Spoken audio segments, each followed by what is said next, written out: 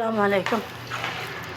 একটা মেয়েকে স্বামীর ঘরে অবহেলা পেতে হয়, বাপের ঘরে অবহেলা পেতে হয়। একটি মেয়েদের জীবনে এমন, মেয়েদের জীবনের হয় না কোনো তুলনা। কারণ মেয়েরা যেহেতু মায়ের জাতকে সবাই করে অবহেলা। স্বামী সর্বপ্রথম অবহেলা পায় স্বামীর কাছে থেকে শিখে তার সন্তানেরা তো তার মাকে কখনোই মনে করে না যে এটা আমার মা।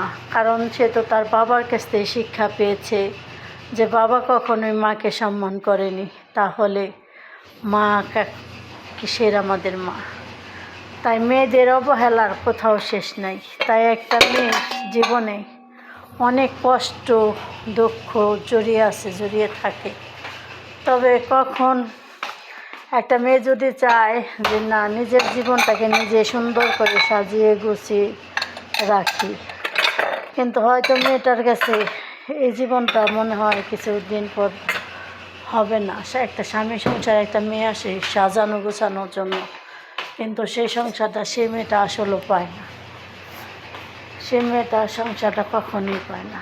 কারণ যার স্বামী করা গেল, তার সন্তান করা গেল, তার বেঁচে থাকাটাই মূল্যহীন জীবনে।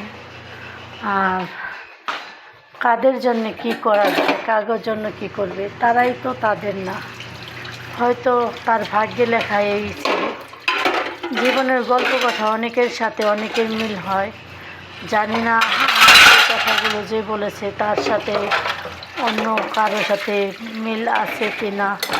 তাই বলতে চাই, দেখো, কেউ কখনো যার হাত ধরে আনবা তাকে কখনো অবহেলা করো না।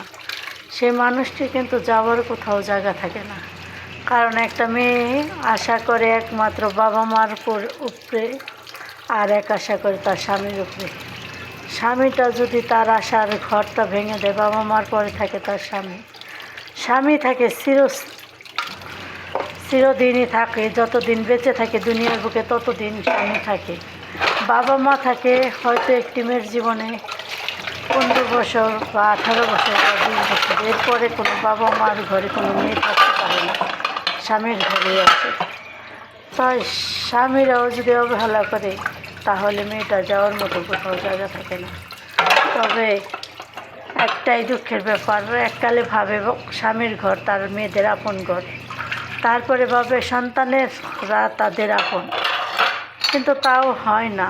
তাইলে একটা মেয়ের জীবনে গল্পই থেকে যায়, কখনো গল্প কখনো ইতিহাস হয়ে আর পড়বে না।